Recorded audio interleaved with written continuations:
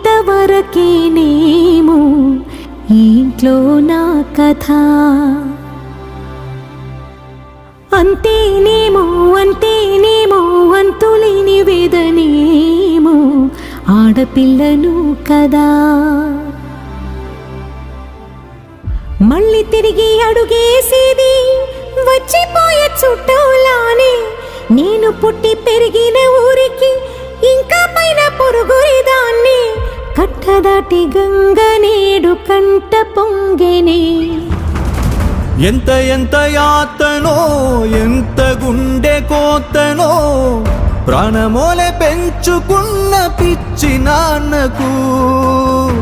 దూలమిరిగి భుజముపై పడిన పిడుగు పాటిది ఇంతకన్నా